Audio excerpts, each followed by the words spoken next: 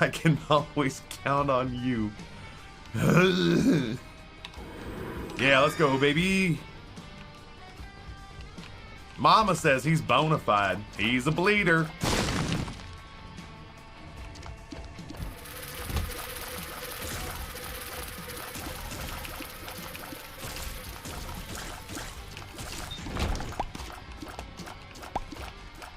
I still think YouTube's a lost cause, but I support your efforts.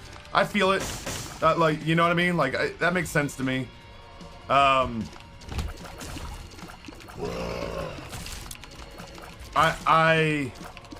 So, like, here's what I can't reconcile, right?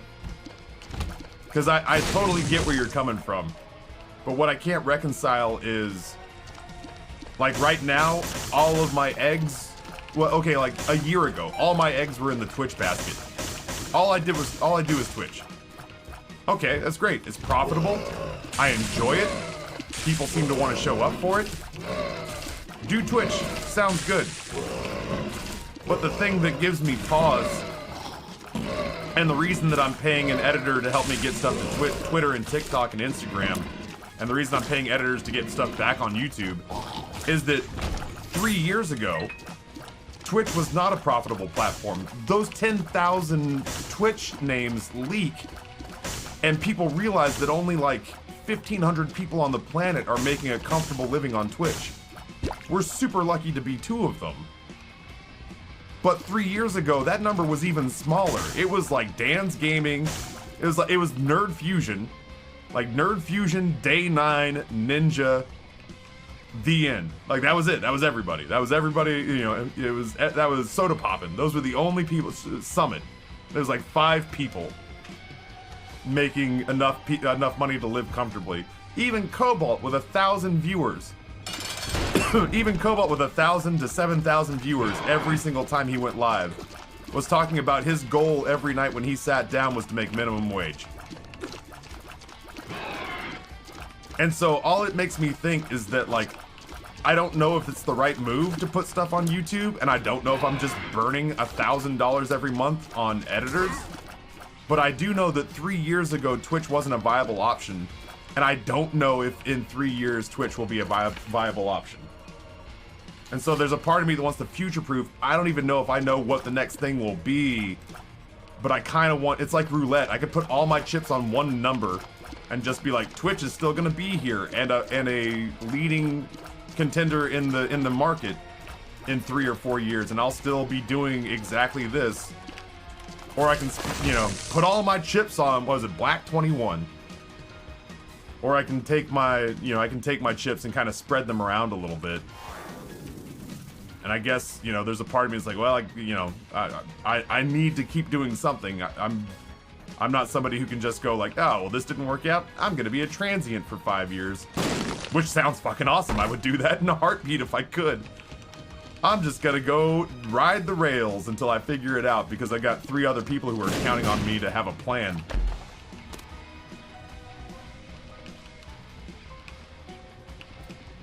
I'd rather go to the casino with that money as better odds, I suppose, but I don't have any other job sets. I mean, they build a casino in Richmond. I guess I could learn how to play poker again. Yeah, no, I totally get it. Like, trust me, me putting money into these YouTube channels definitely feels like when people come in here and say, I'm trying to start Twitch from the ground up. What is your advice to me? And I'm like, start in 2011. And now I'm doing that with YouTube, where I'm like, I'm starting YouTube all over again. What advice do people have for me? And they're like, I don't know, fucking win the lottery, and that way if you spend 10 grand a year on editors, you won't feel like you're not seeing that money come back. It just won't matter. I have no idea if we get to vote for the casino. I feel neither here nor there about it. The fact that the National Harbor has the MGM Grand and it's a 1-hour drive away and not in my backyard is totally fine. But if it also happens, it's still not in my backyard. It's down by Philip Morris. So if they build the casino, it's of no consequence to me. I have to do a little soul searching. If I even get to vote, I'll have to do a little soul searching and see whether or not I want to put a casino in Richmond. I genuinely don't know how I feel about it. To be honest, I couldn't handle the financial anxiety of doing this as a primary income. I would be an absolute wreck with ulcers and a much higher grade anxiety problem. I'll tell you, Salty, there's definitely a part of me that, like, a stranger coming into this stream and going like, man, this guy sure does talk about wanting to bank a bunch of money as a streamer. It's genuinely not, at least I don't think it is. Who knows? Maybe on a deeper psychological level it is. It's genuinely not born out of a place of like, man, you know, I've had a taste of success and now I just want to be rich.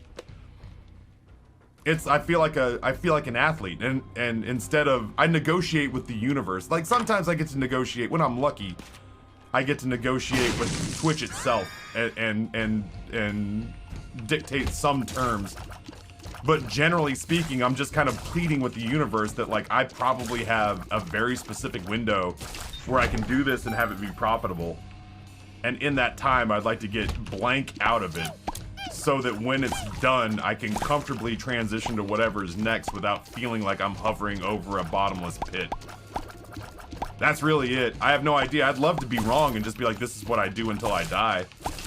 Or this is what I do until I truly and honestly retire. But I have very little control over the success or failure of this. I could show up tomorrow and do everything the same and just no one could be here, and I would have no recourse for that. Being transient sucks. I lived out of my car for the best part of the year, and let me tell you, it's scary. Legitimately, it sounds terrifying. I make light of it as a joke, but realistically, I would never want to do that, especially not at 41. Twitch really knows how to yank the best features from other companies, Taffy. They have VODs because YouTube had VODs. They have soundtracks as a laughable comparison to the Facebook music library. They saw how much money Viewbodder companies made, so now they have that feature too. Oh god, yeah, the pay to artificially inflate your channel. Every bit of advice I get is network with smaller streamers and build yourself together. You know, Chris, it's not absolute horse shit, but it's not absolutely true too. My take on if you're starting Twitch from scratch, everyone says like find comparably sized streams and network, and that's kind of true. The part I feel like they leave out because of decorum is be as good, if not better, than comparably sized streams around you. That's under your control. Like, you know, constantly upgrade your tech, build better assets. If you don't have the ability to build better assets, buy better assets.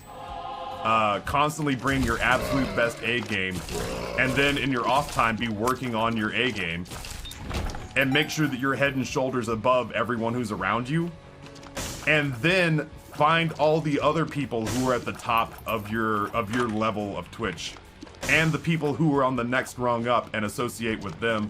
I've seen a lot of people that I think are fucking great content creators, but they associate themselves with comparably sized streams that are clearly not going forward or have plateaued or are on the decline. And I'm not saying make friends based on what they can bring to you financially, but I am saying if all of you are in a workplace environment where you're all trying to not just make friends and enjoy yourself, but enjoy professional growth, it's not a good idea to get, like, I have been around and have ditched people already who are very nice people, but are terrible broadcasters who are about my size. And surprise, surprise, a bunch of them are either not here anymore or have made a bunch of bad decisions and are broadcasting, instead of to 100, 200, 300 people, are broadcasting to like 10.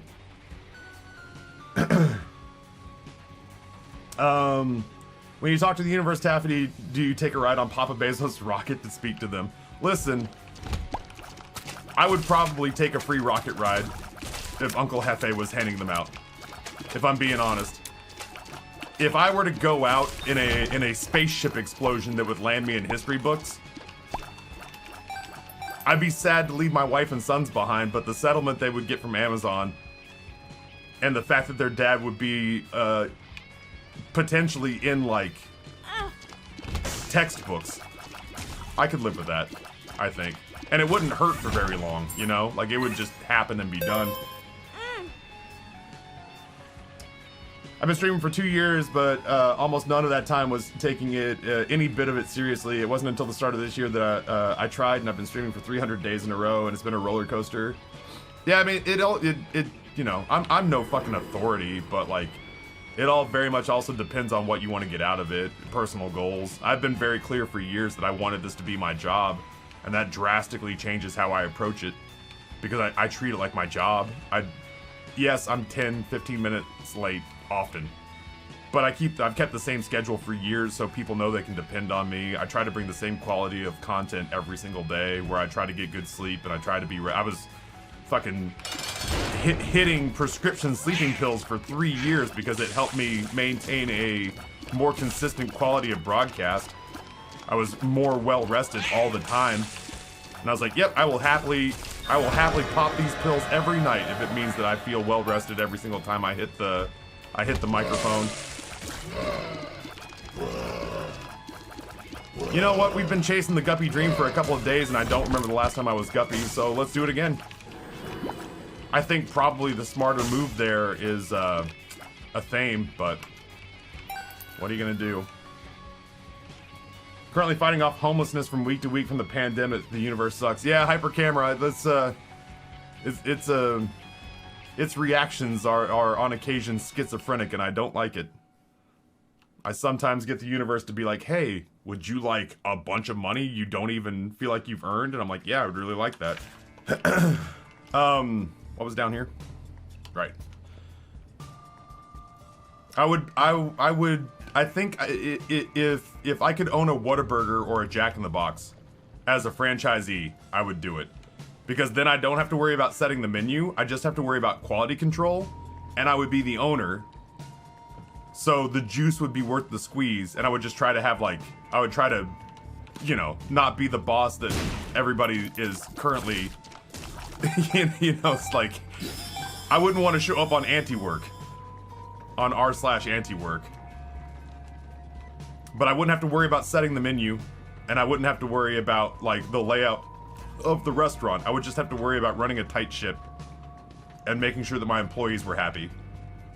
And I would have a pretty consistent paycheck so long as I picked the right location.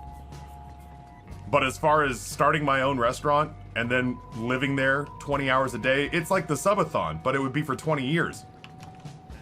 I think anybody who's ever owned a restaurant would tell you it's basically what Justin and I did with the subathon, but it lasts for as long as your sanity can take it. It's raining so hard right now. Me and my friends have done the math on opening a pizza truck. If we can get 50K together, we're all considering quitting out our job and doing that instead. Well, I mean, that's also true if you hate what you're doing and your dream is being basically okay. And your dream is basically being a restaurateur. Then that feels like a very different thing. But the long hours and the uncertain money and the razor thin profit margins. I would like whatever I do as my next thing to still be a thing where I'm my own boss. It's been that way my whole life. Oh, I could just die here. I wish you wouldn't paint me into a corner. Yo, you could blow that one up and that would be okay, though. Here, blow that one up. Do it, coward! Are your shots random? Because your shots don't feel random. Okay, you just did that because I said it. Oh no. What if a random blast were to come over here and hit this rock? There we go.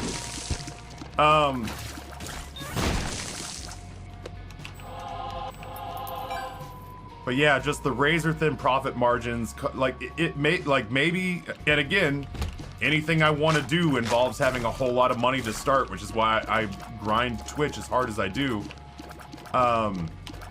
You know, if I were the person who was the management side of it and not the chef, if I was the person not in charge of coming up with the menu and quality testing, you know, the ingredients and working the line and hiring other chefs and keeping the line cooks in order,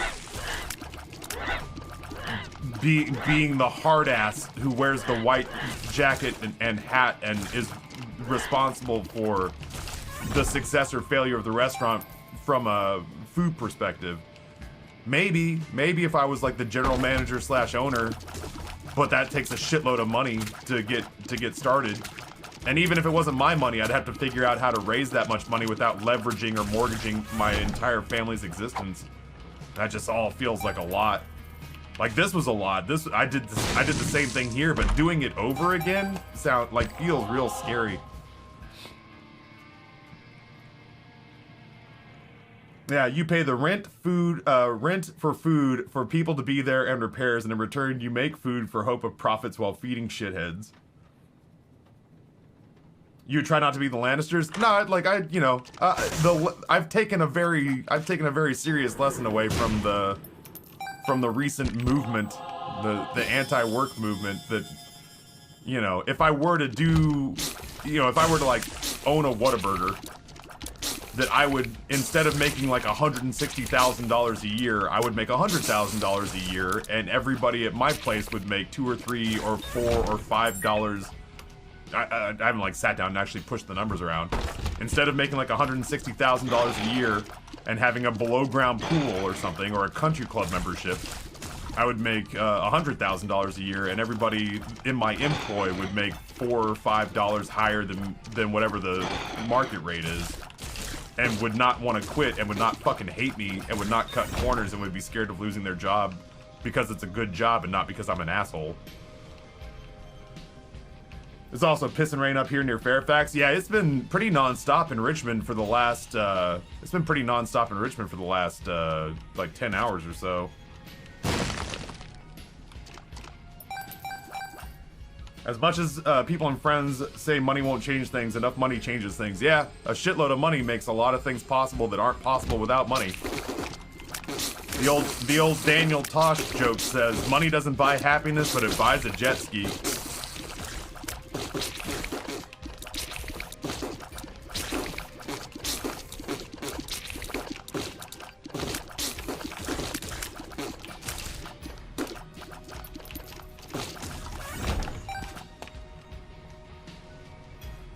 Just do the Salt Bay thing where you charge $40 a head for Red Bull. You'll make plenty of money.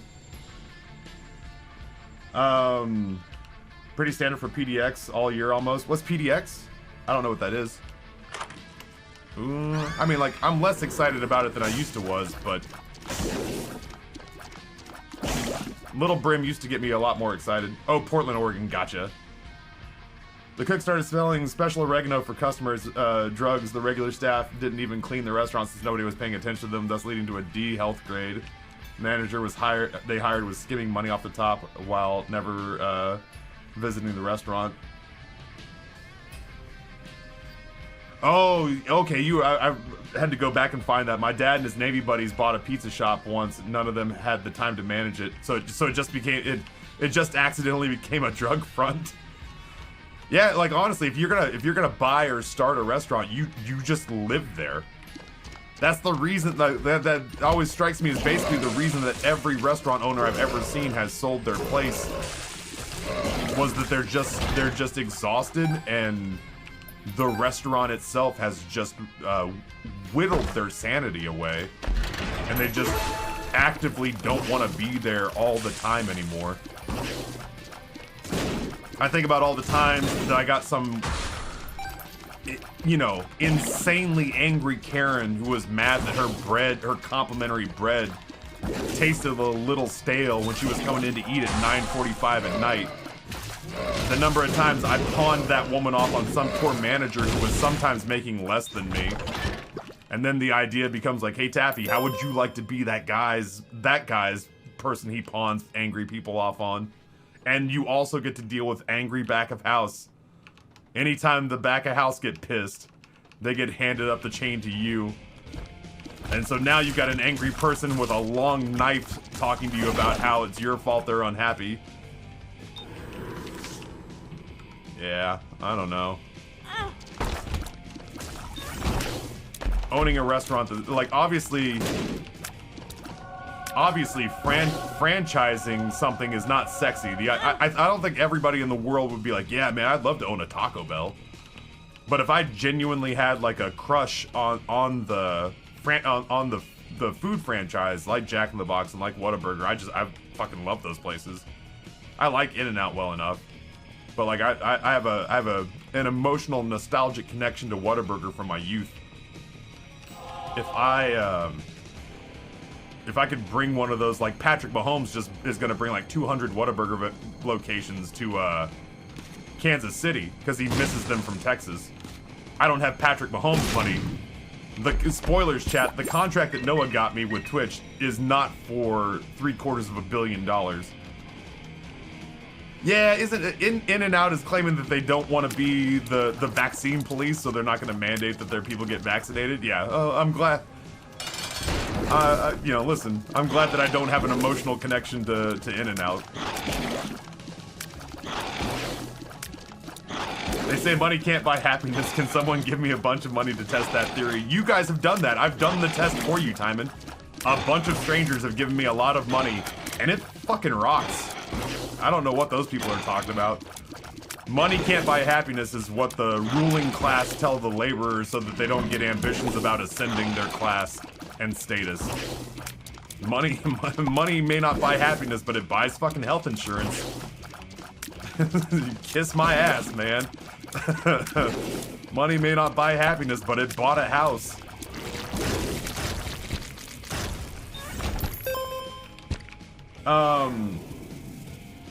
I was the one and only manager of a breakfast restaurant before the crash in 08. It was absolutely terrible. There were 7 days a week with only days off being Thanksgiving and Christmas Day. I wouldn't wish that on my worst enemies. I love food, but you know, you know, what else? I love food. I like baseball, but I'm not gonna go try to get into the Flying Squirrels. I'll just go find a rec league team. I love cooking, and I love eating food. I'll just do cooking streams.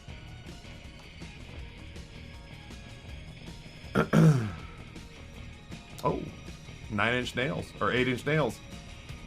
Owning a restaurant drove my mom back to alcoholism. It's really... I've spent too much time in restaurants to romanticize it. I genuinely don't know. Armed with the knowledge that I have now, I genuinely don't know if I could go back to like 30-year-old Taffy and have him say like, hey man, what do we do for a living? And have me be like, well, my guy, we play video games for a living. And he's like, that's awesome. How do I do it? How did you know? Was it a pretty straightforward path that you walked? And I'd be like, no, it was fraught with peril, and frankly, your plan shouldn't have worked. You should have ruined your entire family's lives. But it works out tremendously.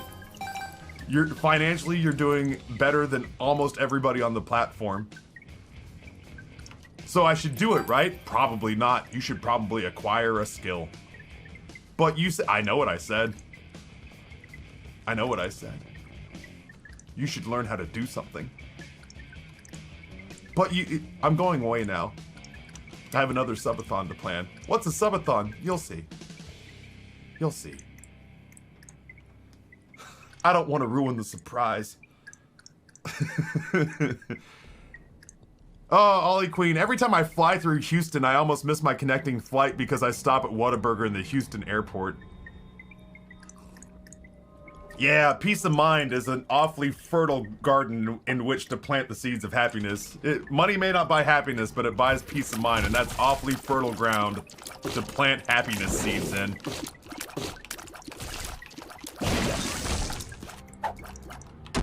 Speed down. Speed down. Super. No, thank you. Oh, God. It's not, we don't want to make our employees be the vaccine police. It's God says the vaccine police shouldn't exist. Ah, that's fun. That's the thing that makes me, that's the lone thing that makes me uncomfortable about Cookout. Is that they have scripture on their cups, and I'm like, can I just eat this artery clogging cheap ass food and really good milkshake in peace and not worry about what I might be supporting with my money?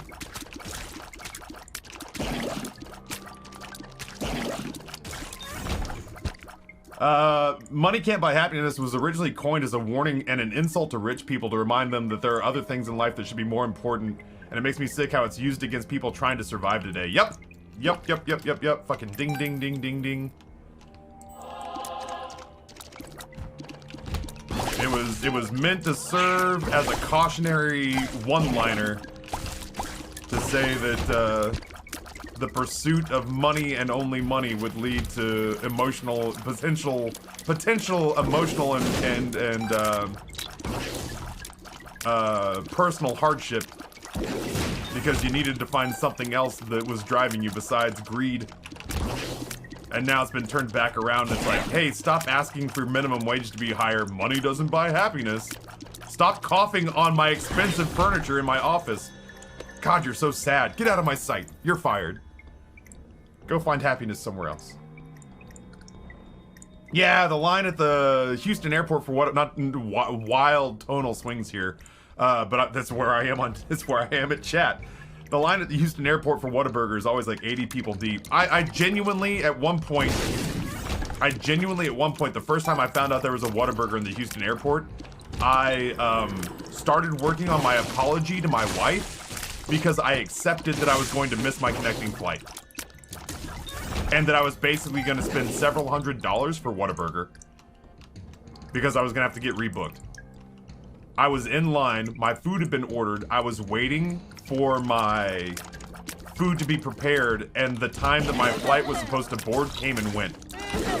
And I was like, well, I'm not missing my flight and not getting my burger. So I guess I'm just missing my flight to Richmond. And I'll start working on my apology to Amber now. And the only thing that oh my god. The only thing that saved me was that there was a delay that they didn't announce and that didn't show up on my Delta app. I just got incredibly lucky. And there was a delay I didn't even know about. And I showed up with my bag of Whataburger and nobody had gotten on the plane. And I was like, what's going on? And there was like, there's a delay. The flight is not leaving at 6:30 now, it's leaving at 8:30. And this is like 7:15. And I was like, oh, I knew that because I'm here for that flight. I never thought I missed this flight. Really, honestly. I know you didn't ask me about it, and it's incredibly incriminating for me to say this, but I never forgot about this flight. And I never anticipated missing it for a hamburger.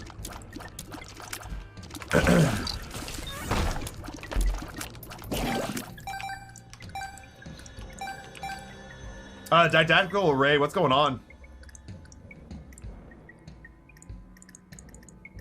Memphis is supposed to be getting a Whataburger soon? That'd be, oh, I'm so jealous.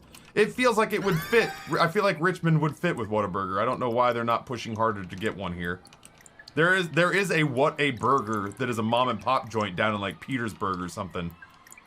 And I get mad every time I've never seen it, but like I get mad at it for not being, like they've had the name longer than Whataburger's had the name, so I've got no reason to be pissed at them, other than I want them to be a Whataburger and they're not.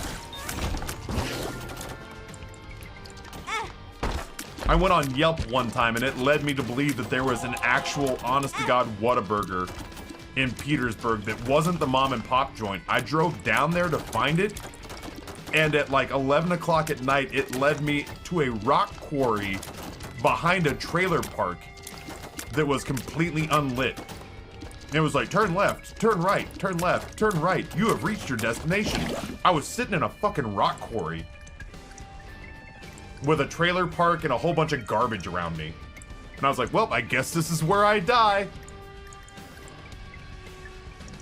Do I get the burger before or after they stab me to death with their penises and jagged hillbilly teeth?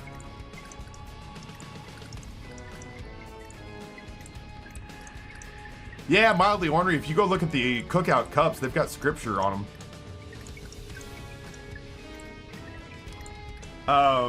I can't judge you for this. I've thought about driving 800 miles for a Runza. What's a Runza? Now I want to drive 800 miles for a Runza.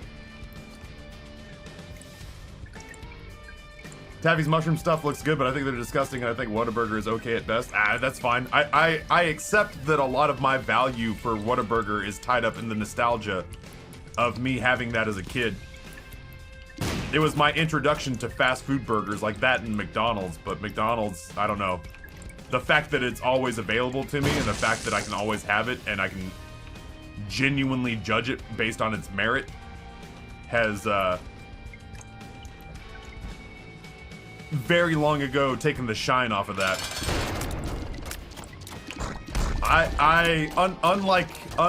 Unlike Galaxy Diner, the fact that some people are just like, Whataburger is wholly unremarkable to me, and I'm like, that makes sense. When I eat it, I remember being 9 years old and driving around in my mother's Mazda, and it makes me happy and nostalgic. I have tied memories to it that have nothing to do with the quality of the food.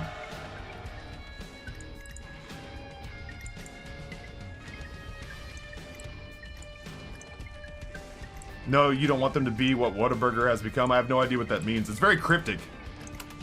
Is this like when people found out that IKEA, when QAnon was convinced that IKEA was shipping migrant children in their furniture packages? Yeah, I'm basically saying the serial killer knows people really like Whataburger. Oh, Wayfair, not IKEA. Wayfair was shipping, was smuggling humans in their boxes. Is Whataburger smuggling humans in their burgers? I guess I'm one of the few people that have a problem with people forcing people to put something in their body for this particular instance. Good health practices, allowing people to take time off when sick, semi-regular testing. Seems like a better way to handle things. Of course, everyone's environment and circumstances are different, so I don't know crap. It's just my opinion. I mean, I have huge qualifiers for, there are people who are immunocompromised who can't get it. I don't claim to know everybody's circumstance. And I'm always willing to hear, I'm always willing to hear a case-to-case entertainment of like, I can't or don't want to. And I'm like, okay, why? But for the people who are, for the people who are rejecting the vaccine, who have had other vaccines, for people who have mumps, measles, rubella, typhus, and are just doing this one because they just want to be confrontational and problematic and contrarian, that's fine. Like, they can have the freedom to not take the vaccine. They can also have the freedom to potentially lose their job, just like they would, in certain instances if they didn't already have mumps, measles, rubella. Vaccines that are less effective, but we get them anyway because they're not politicized. And we don't even worry about those diseases because everybody gets those vaccines and those diseases have gone away. Smallpox. My big issue is really just with the contrarians who are looking for a reason to feel martyred. And that's the only reason they're not doing it. And that's where my frustration comes in. The big thing Whataburger does that others don't for me, the tangy mustard, dill pickles, and onions, the staple of their burger. Ketchup is for fries, and then it's spicy. That's exactly. That's again, violent tonal swing. I was raised on a hamburger that's a toasted butter bun, lettuce, onion, pickle, yellow mustard, and ketchup. And ketchup is for fries, and mayo doesn't exist. I'll eat a burger. The burger I get today will probably have mayo on it. And I've learned to like that very specifically for what it is. Yo, that's another good one, even if it's X-ray specs, but Double Vision's pretty good as well. Or 2020.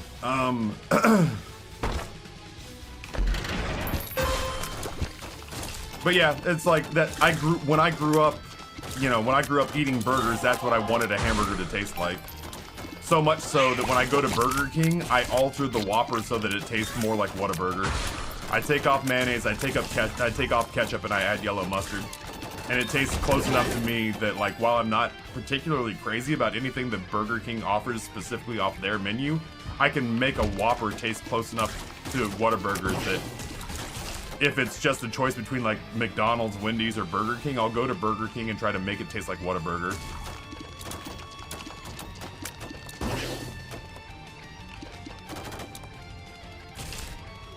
Oh yeah, and misdirected, that wasn't too much text. That's a serious thing. When we're talking about that, and I don't ever want to be the guy who just shouts everybody down because I'm convinced I've got it all figured out. I don't. I'm just like, I'm tearing up just thinking about it. I'm so tired. Just like everybody, I'm so tired. And I'm so emotionally exhausted from feeling on edge about every other person on the planet and what their thought process is. And how it's going to affect me, and how my decisions will affect them, that, like, you know, I'm guilty of making broad sweeping declarations, and yet at the same time, I don't ever want to extinguish the possibility for reasoned discourse, you know? I don't ever want to become so dug in my opinions that I'm not willing to read a well-considered civil paragraph because I'm just like, if it won't fit in a fucking tweet, don't you bring it to me. Also, if it doesn't align with what I already believe, don't you fucking bring it to me. So yeah, don't ever apologize for wanting to communicate very clearly. Like it is if we're talking about like, hey, why don't we see more dicks in cinema? You're like, oh yeah, we should see more dongers. Like, that case, yeah, shorten it up for me. But like, if it's something like that, don't ever apologize for being like, I really want to communicate this well. The other extreme is so much worse. The other extreme is that you go, this guy wants people to get vaccinated. Lol. Though that's way worse. Over explaining yourself in a situation, especially one that's very volatile. Oh, I thought that was an ace of diamonds. Over explaining yourself in a situation that is like incredibly volatile right now, and wanting to make sure that you're just like, this is how I feel and understand the stance that I've kind of adopted in a way that isn't like, you know, a monkey hurling feces, is way better than people that I've absolutely banned that have come in here and been like, this guy thinks blank, comma, lol. That shit drives me up the fucking ladder. That shit makes me want to find people and put hands on them way more than, oh man, I'm sorry, that was a paragraph. No, I appreciate that, Mr. Ected. Like, he says, at the same time, I would totally get the mentality, this is your channel in your workplace. I have definitely hit times, and I'm surprised that today's not one of them, because I am still very tired from the subathon. I have definitely hit times where I've just been too emotionally and psychologically exhausted to engage in that level of grown-up discourse, and that level of, like, critical thought. And I've just, especially during the campaign season back in 2020, during the election season in 2020, there were just days where I was like, I fucking can't do it, guys. Like, please don't do that today. And I'll let you know, but like, for longtime viewers whose names I recognize, I don't ever want to reach a point where you feel uncomfortable challenging a thought or a stance I have, just because I can pull the card, you know, the trump card that goes like, this is my fucking channel and how dare you enjoy your 7-day timeout, idiot. There's a huge difference. I don't ever want to be that. I don't mind pulling the card that says I can't engage in it today. I respect your opinion, and I respect that you're being civil, but I can't today. But I don't know. For whatever reason, maybe it's because I know that I'm not doing the subathon tonight. I don't feel overwhelmed at the prospect of trying to tackle a civil exchange. Dudes spanking dudes, greetings and salutations.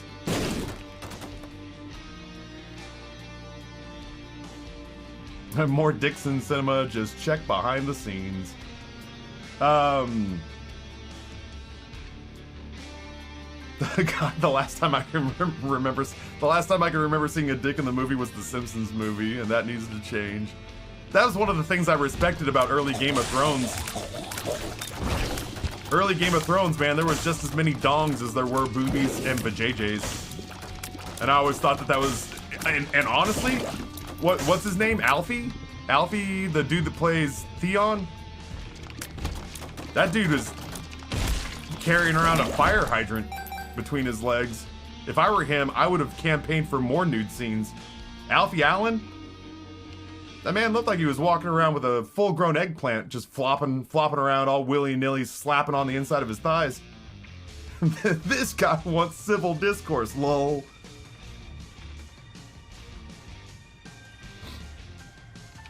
Could have been a stunt cock? Maybe. I don't know. I feel like having a stunt cock in Hollywood would be akin to like faking a disability to try to get more tips on Twitch. Like, maybe it works.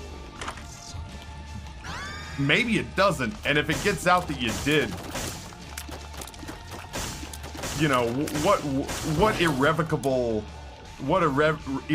damage could you be doing to your reputation?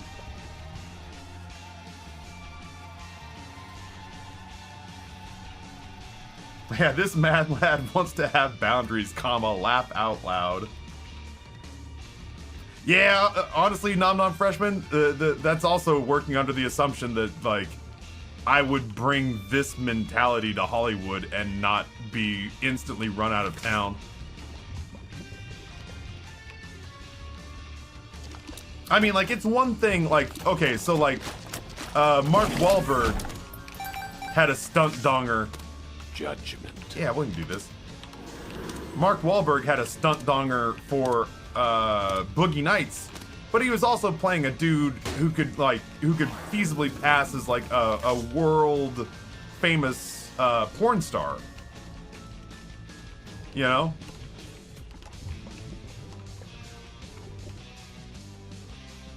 But if you were just doing it out of vanity's sake, if I like, you know, if you put me in a nude scene, expect the manager from Borat, and not Mark Wahlberg from Boogie Nights, because I'd be more freaked out about the poor prosthetics and makeup person shaving my wing dang doodle and trying to put a prosthetic on me than I would be about like, hey everybody, it's really unimpressive. Woo.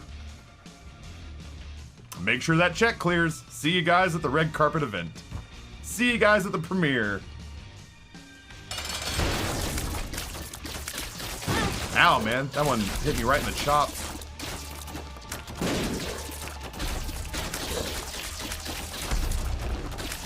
But then again, like, Hollywood might be filled with the only people that I can think of off the top of my head who are more insecure than a lot of the biggest Twitch streamers that I've bumped into. Oh, there may be too many items in the Deal with the Devil now. I just miss Guppy.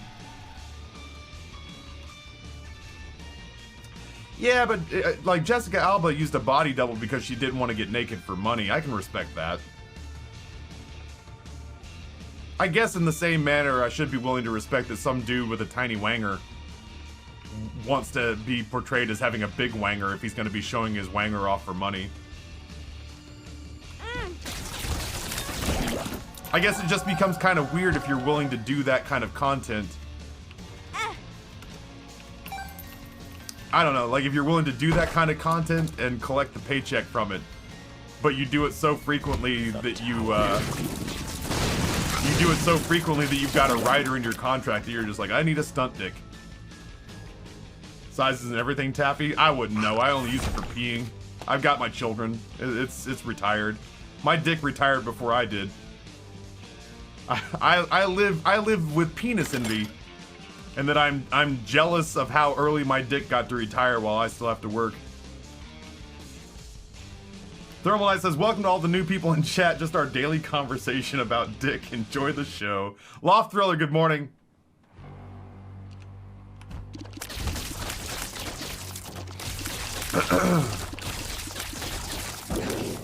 Hello.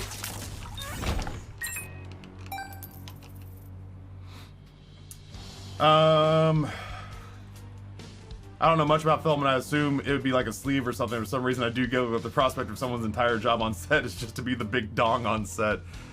I like the closest thing I have to experience with this. The closest thing I'd say. Hello. Oh, is it food time? Oh, I'm so happy. Want to know what their special October burger is? What is Burger Batch's special October burger? Burger. No! On a pretzel bun. Sure is. I am dumbfounded. Is their special and Pumpsy helps some part of the person's go to charity for the special burger of the month. Oh, I am more surprised that the Rips did something for charity than they came up with a Reuben burger. a Reuben burger on a pretzel bun for their seasonal October burger. I was just saying I can't explain what we were talking about. You're just gonna have to jump in the deep end and swim. It's fine. It's fine. The closest I've ever come to that chat was that I was in a play where I had a dance belt. And a dance belt is essentially like a thong, and a cup had a kid. And there was a guy who was the costume designer for that play who put me, in fairness, put me in the dance belt, so it's kind of his job and fault. But it wasn't fitting quite right, which meant that in between my scenes during dress rehearsal, I had to go into the Boise State bathroom with LJ, the openly gay, older, like 40-year-old costume designer who admittedly had a crush on me, and have to watch him blush as he was like holding the dance belt up to my wangle area, taking like measurements and safety pinning things, and trying not to blush. Theater's fun. Yeah, trying not to blush while he did it, and then I would just stand there, dick flapping in the breeze while he did alterations, and then we'd try it back on. So, this all smells very good. I'm going to bring up a fork for your salad. And napkins, And please. napkins, and a little plate for my Sounds good. Thank you, baby. Drink? Pepper. Alright. Rapid, the Rapid, if you're still here, man, this has been a cosmic home run. The idea was great, and it just kept getting better. This is why I was in lighting. Now I have to order pretzel soup.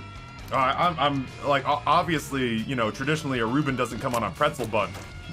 But I can't say I'm disappointed. I can't say I'm disappointed about seeing where this goes. Yeah, this was a home run on a number of levels.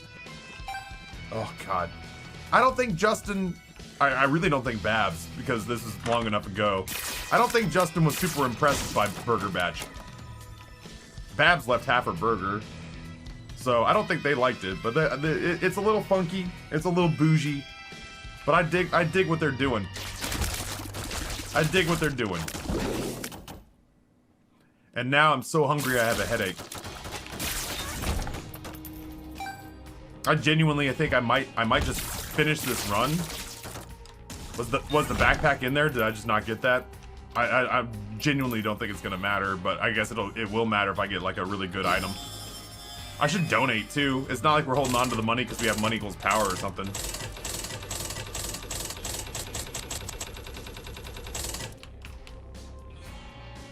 Dick flapping in the breeze sounds like Thermal's got his next emote lined up.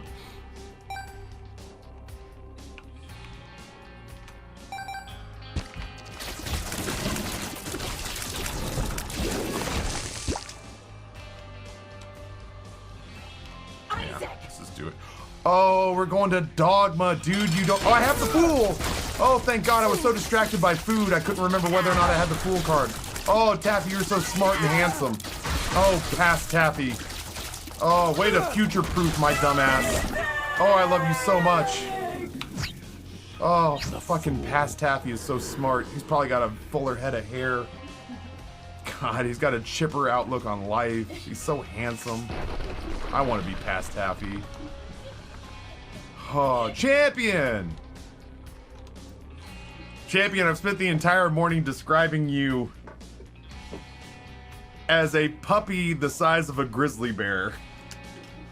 Somebody with the enthusiasm of a puppy the size of a grizzly bear. And I told the story over and over. People kept saying like, oh man, did the subathon timer finally run out? And I go, funny story.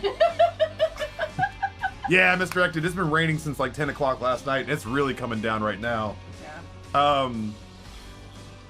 People are like, yeah, did the subathon timer finally run out? And I go, well, funny you should ask. We were hanging out by the fire like the closing ceremonies of the Olympics. And we were watching the timer count down, and people were giving here and there to sort of even the timers out. And they're still even. They're still even. They're just even at 7 hours apiece. and Champion came in and dropped 200 gifted subs in both channels, and we both kind of looked at each other and went, it really just would have meant that instead of having it expire while we were conscious and sitting by a fire, it would have expired. Everybody had agreed, like, we're just gonna let this time out. The boys got to go to bed.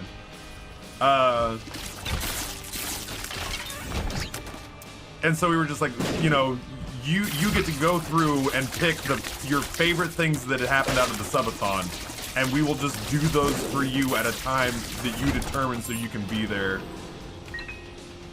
I love the idea of you getting meme for your money, but like we had to sleep in our own beds last night. I hope that we'll be able to take lessons that we learned from this subathon away if we do it again next year. That we'll be able to take lessons that we learned away from it, and make it to where it's more feasible to have it go for like a borderline ridiculous amount of time without it feeling like we're putting ourselves physically in harm's way to do it. Oh my god, my mom's already playing Christmas music as she cleans. I let her use my Amazon Echo to play it. I don't mind though, since it makes her happy. Yeah, god, like the last couple of years, Dude Spanking Dudes, it really has been like most, if not all, judgment that I have about like, oh, those are Christmas lights up in July. And now I'm just like, whatever, find your bliss. The world's a terrible place, and we're all trapped in it together. Yeah. If it makes you happy, I don't care. Put up more Christmas lights in July. Take them down in October, but keep them up during the summer. I don't give a shit anymore. Just be happy. Be happy and don't hurt people. They said I could be anything when I grew up, so I became Clifford the Big Red Dog. I genuinely was sitting there thinking of, like we kind of had this conversation last night that some of my high rollers, like JJ Madison, was just like, hey, when can I start giving money to end the subathon? Not everybody was on board, and I kind of mentioned that there were a handful of people that I was like, man, there are some heavy hitters that we haven't seen this week. Spent it. It's gone. Just get over it. What do you mean? What do you mean it's gone? How could you have spent our savings? And so as we were sitting there in the closing ceremonies last night, I kept thinking to myself like, I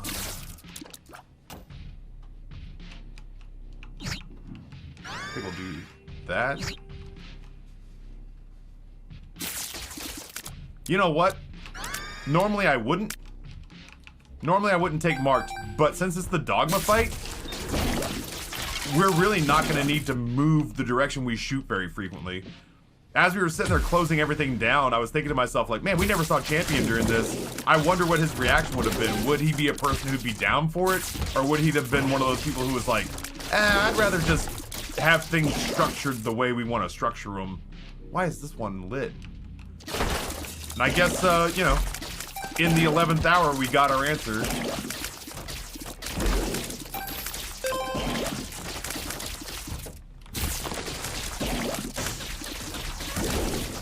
Huh? I don't know.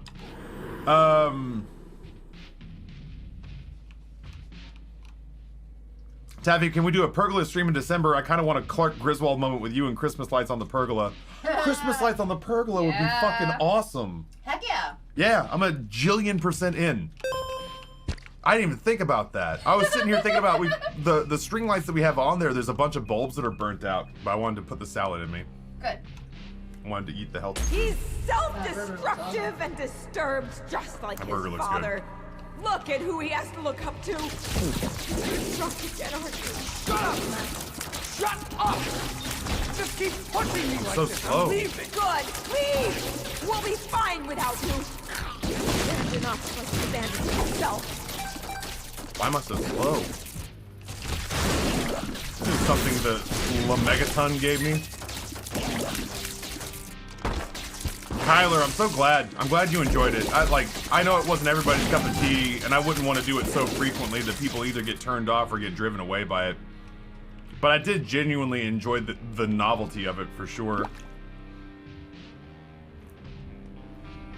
Yeah, Anataru, I think I do genuinely think that pulling together a schedule in advance, like really marking out the days as best we can, because sometimes Justin didn't know when I was getting to his place, so he didn't know exactly what he was supposed to do.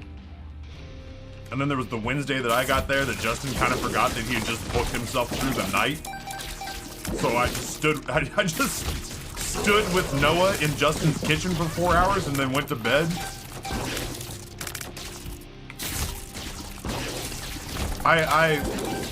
I wouldn't want to lose the spontaneity of it. I do genuinely like the spontaneity of it. You need to confess your sins and become saved. Let his light inside you cleanse your You soul. are insane. You're taking this too far. Sound? Pray for your salvation. Come, stay with us, Isaac. I think a certain amount of spontaneity and a certain amount of flexibility is like neither Justin nor I are guys who function well when we're under the boot of a rigid schedule. That said, a loose series of milestones and guidelines and goals I think might not have been, and a loose schedule of like, if nothing else, so that we would just sit down with our calendar and go, here's everything we've got on the books so that nothing overlaps, and here's, you know, what we plan on doing each night so we can tell people and let them decide what they want to show up for and what they don't. Here's ways that people can use the ridiculous amount of money that they're spending on this to influence the programming. And as we did that, like as we implement things like that, I actually think that the subathon can become a little more structured and a lot more fun.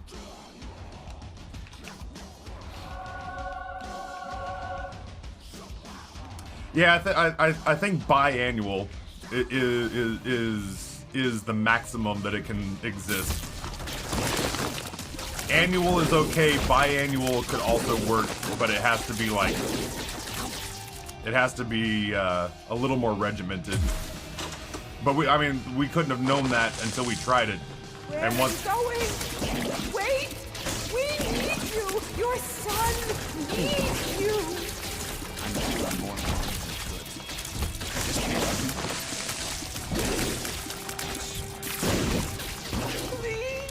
Please don't leave us!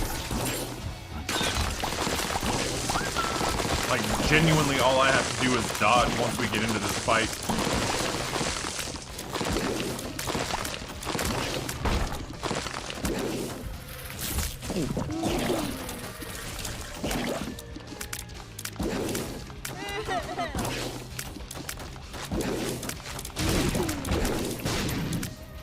Is it down here?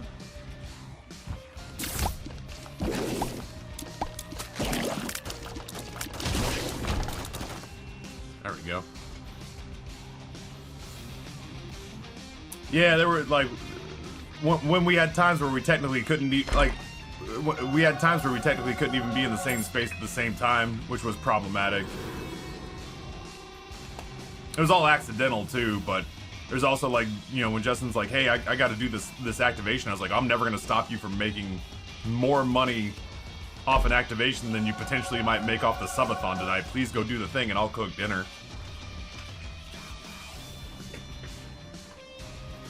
Yeah, Wednesday was when Justin made XQC's people very sad, and it was awesome.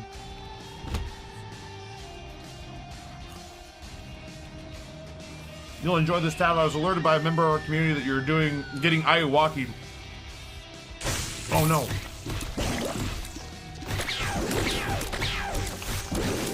Hold on.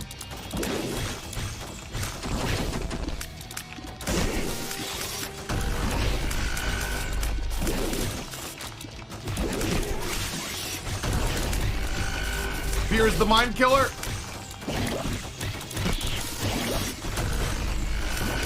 Old Johnny One Note over here.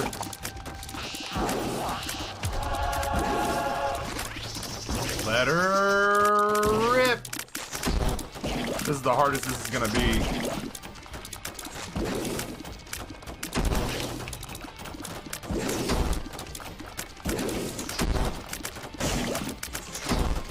It didn't dawn on me until afterwards that it was called Ayuwaki because it's Annie, are you okay?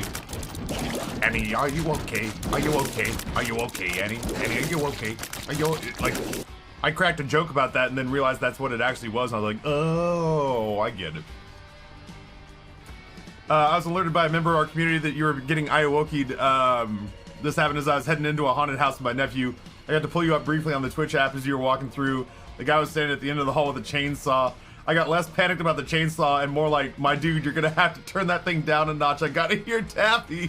The reception was crap, but I got to watch some later. Hell yeah. Like, hey buddy, I get it that you have a job to do and you are terrifying, but there's no chain on that saw, so if you could just go ahead and just motor it down a little bit. My boy here is trying not to get murdered by a Michael Jackson animatronic.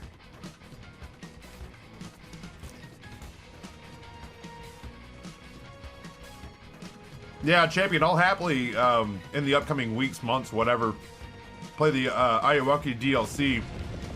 I was in a bad headspace for it that day.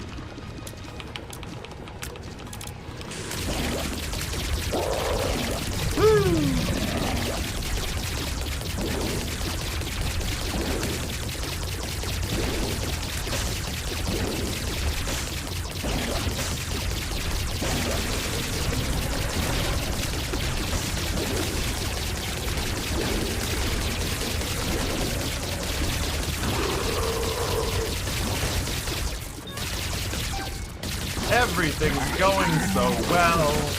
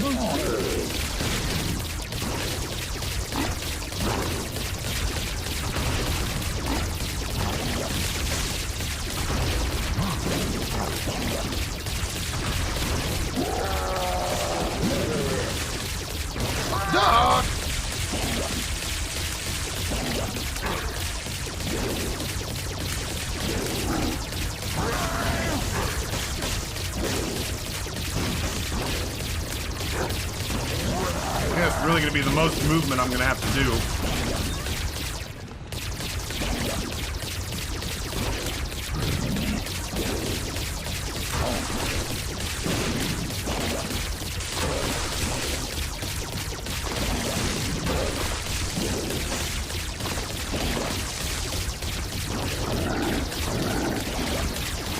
Annie, are you okay? Are you okay? Are you okay, Annie? Annie, are you okay? Are you okay? Are you okay?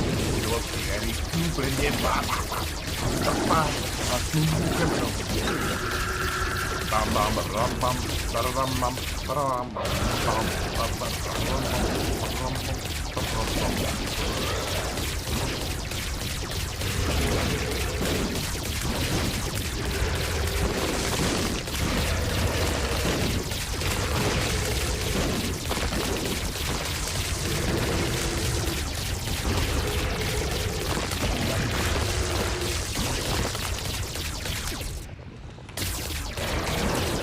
Yeah, I was gonna say, don't stop. We're not done.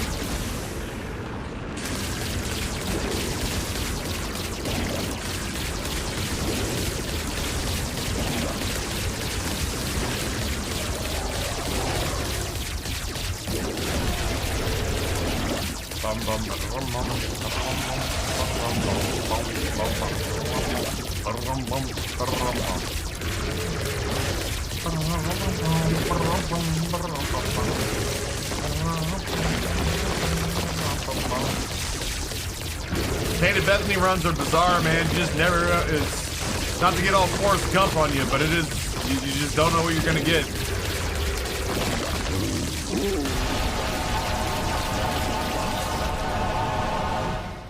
French fries fried in peanut oil. Someday, Bumbo, lucky Bumbo, someday the Bumbo is a bad Bumbo.